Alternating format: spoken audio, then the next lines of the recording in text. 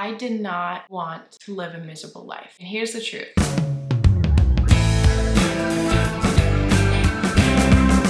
Good morning. Is there like a certain car that's perfect for vlogging? Because I cannot find a way to put my camera. Sorry if this angle is weird, but we work with what we have. Anyway, we are at my favorite hike in LA. If you live in the LA area, try it out. It is called Los Leones. We're gonna go do that. I think it is so good in the morning to just get outside and get moving. I am a runner. I got the watch. This is a fun way to mix up my running schedule because I usually just run the same route by where I live every day, and I started implementing this once or twice a week, so it is super fun and it is so nice just to be outside in the mountains. Nature just makes you feel so good. So yes, let's get to it and I will see you guys soon after. Ladies and gents, we have finished the run and we fell only once. We only fell once, but when we did fall, we did happen to fall on the cement, and so I cut my knee a tiny little bit, but it's okay. I'm just gonna put some Neosporin on it and call it a day. Yes, very nice. It was cloudy in the beginning, got sunny at the end, so extra little challenge with the heat. And yeah, it was a good morning. It was honestly a great morning. I love being out here.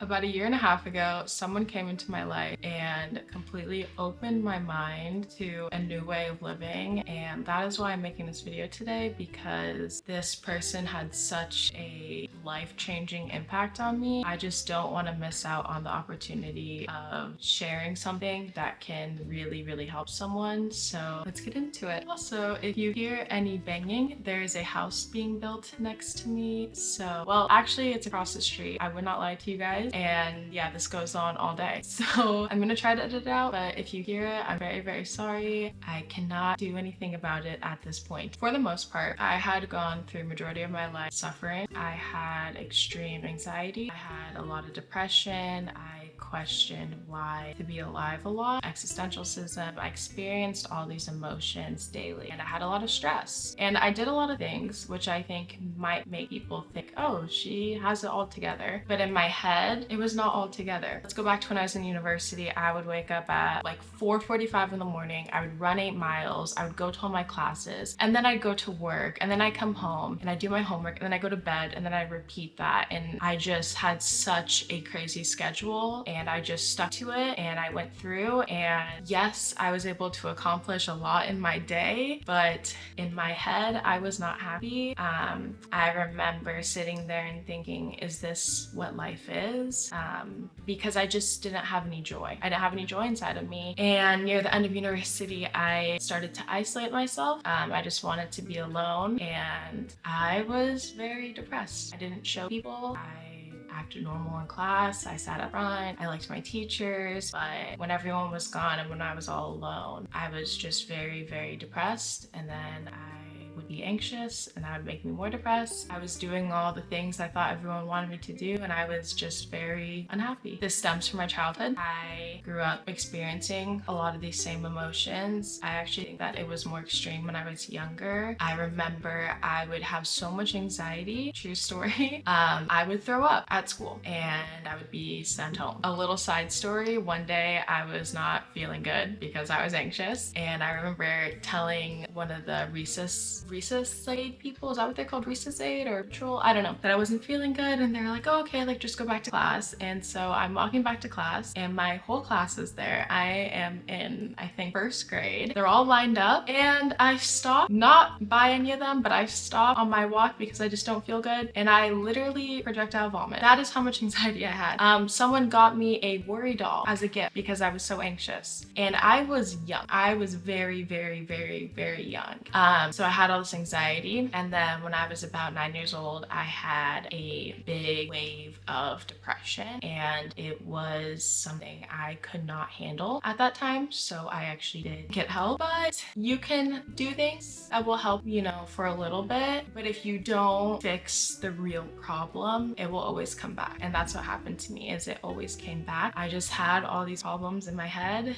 and I would always think, you know, this is all there is this what life is? And it made me not hopeful for things. I just thought, well, this is how it is, this is who I am, and this is how I'm always gonna feel. But then one day I meet someone, and that is my roommate. I had a really good friend. I was a late teenager, and when I was in college and after college, I would say both of us were codependent. So I had all these feelings, but at least I had someone. And I think that stopped me from really healing myself, because every time I was having a bad day or every time I was having a breakdown or an episode, I would just call them. And that wasn't fair to them because it's not their job. They are not therapists, they are a friend, and we are both people and we have our ups and downs. But yeah, I had a codependent relationship, not romantic. Some people actually thought that. Like when we were friends, we were obsessed with each other. Something happened and we just went our own ways. We are actually still friendly with each other today. We are not super close, but you know, we chat and there's no hard feelings. But yeah, we go our own ways, and I move into a place with 2 random people, and this is a change. And I was a little bit alone at this point. I was like, okay, I don't have, someone to talk to all the time, but I was like, I'm gonna be okay. I'm gonna be okay. And that was my mindset I had, is like, I'm gonna be okay and I'm gonna get through this. I do have a half sister, so sometimes if I'm like really having a hard time, I call her because she understands. She understands the pain because we had the same biological mother. Anyway, okay, getting out of this, let's talk about the person, right? Let's talk about the life-changing person, because that is what I'm here to teach you guys about. I just need to give a story to kind of give you the life before this, right? So this person comes into my life and they are so nice. They are so happy. They never judged me once. They never got upset with me. And they were just like a light in my life. I was like, whoa, I was very gravitated towards them. I could be having a really bad day, and if they weren't in bed, I could tell them everything, and I would tell them everything honestly. I didn't have a fear of sharing anything with them because I thought they were a good person down to the very bottom of their soul. He had told me some of the stuff about his past and that he wasn't,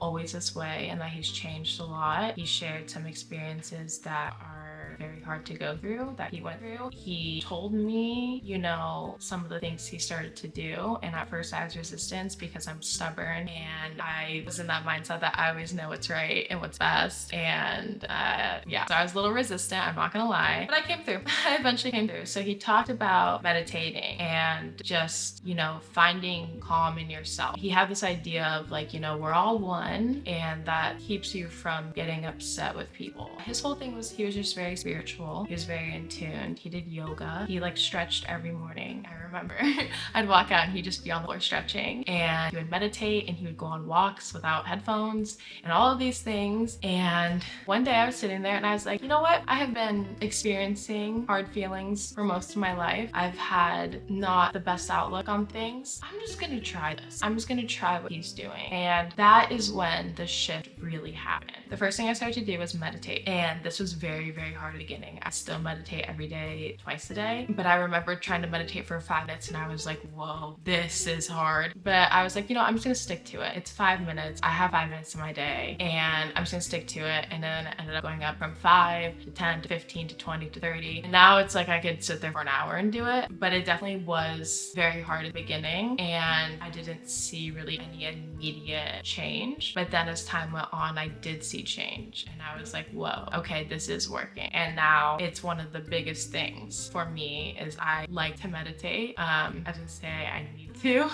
but I do meditate because I understand how important it is for me. It doesn't have to be the same for everyone. Like I am someone who will just sit there with their eyes closed and put in headphones and listen to the meditation, but even just going on a walk in nature with no headphones for 20 minutes, like that can be considered meditating. It's whatever works for you. I will do all of them because I just feel like I really need it at this point in my life. And I still have hard times. So it takes a lot to really like heal yourself, especially when you've spent most of your life in fight or flight mode and you've struggled with a lot of things and you've seen a lot of bad things and you've been through a lot of hard things.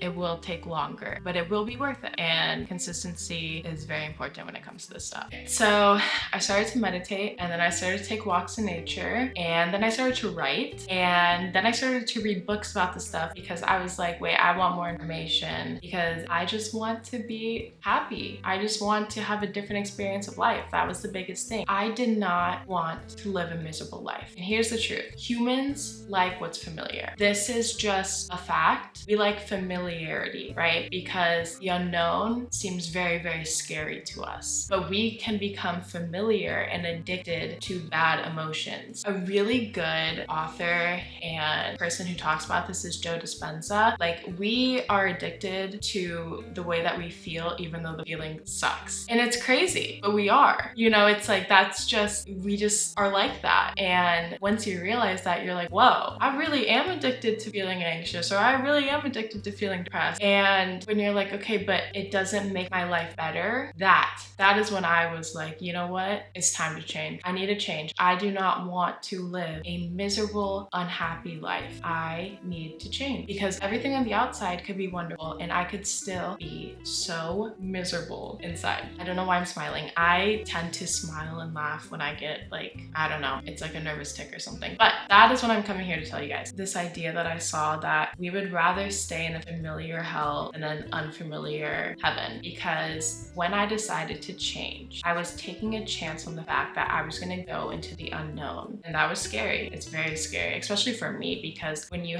feel like you have no control, as a child, my childhood was super unpredictable. I moved around so many times. I lived with friends. I had a foster family. Like, I was abandoned twice by my parents. So I grasped on to control. I just wanted everything in my life to be controlled, and I have struggled a lot with OCD. I'm just gonna do a little side note on this because OCD, you know, people are like, oh, you're super clean, blah, blah, blah.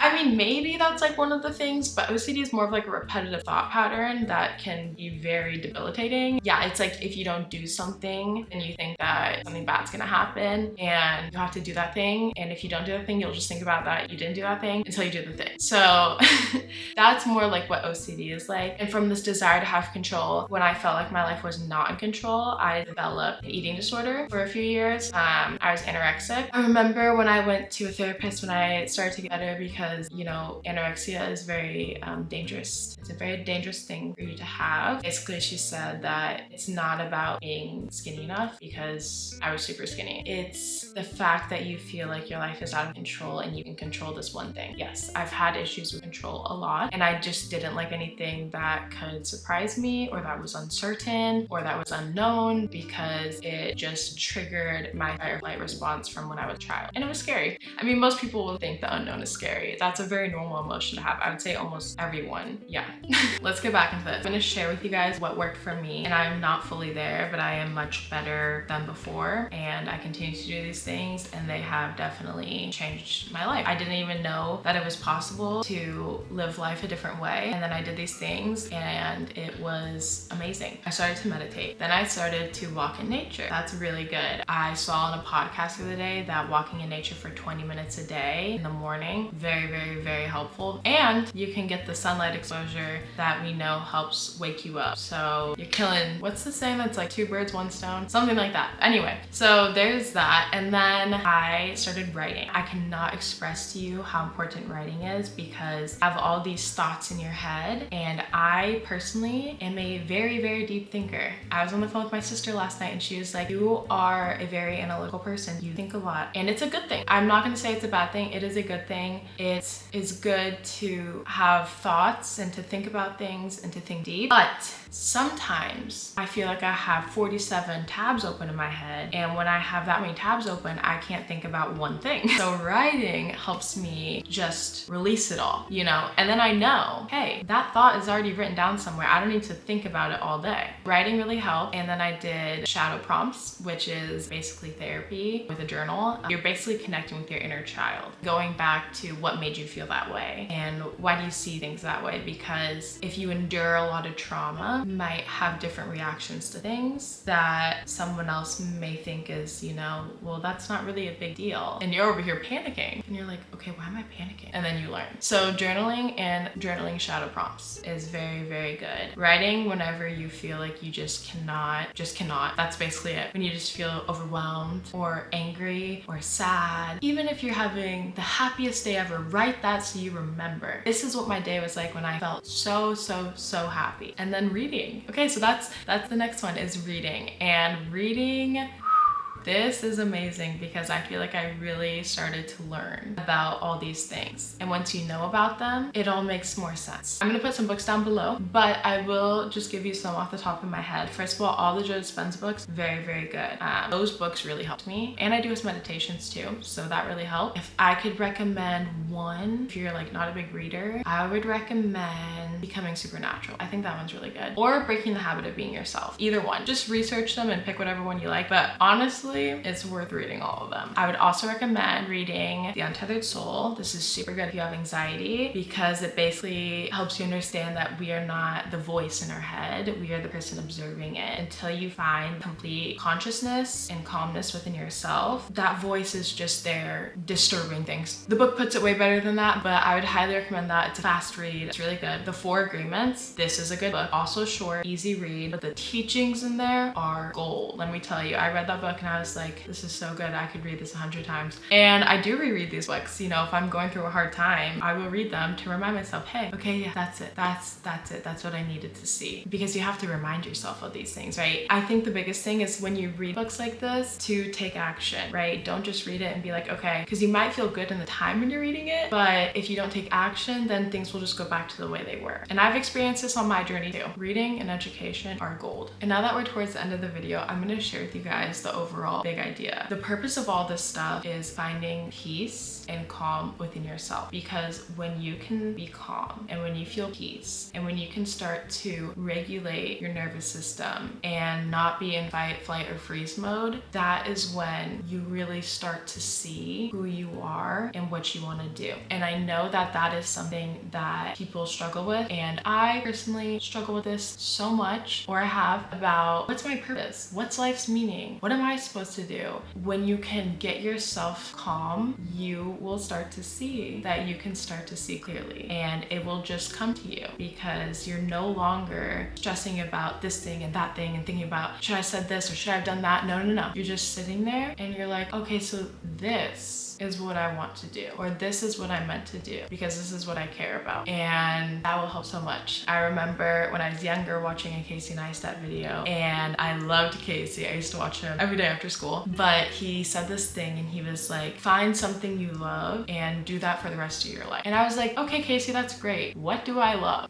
And then once I started to learn this stuff and implement it into my life, it was like everything was foggy, and then slowly it started to move out and become clear. And I think that is one of the most important things, because I used to sit there and think all the time, what is my purpose? And I think you can do a lot of things, but maybe, at least for me, something will come to you and you're like, okay, well, this is what I keep seeing and keep feeling. And with everything I do, I want to make sure it ties back to this. I'll try things and maybe they'll work and maybe they won't, but at least I know what I feel like my purpose is. It might change their life, who knows? Like, that's the thing, is there's so much uncertainty, but that is where the magic happens. And I think I'm gonna end it here.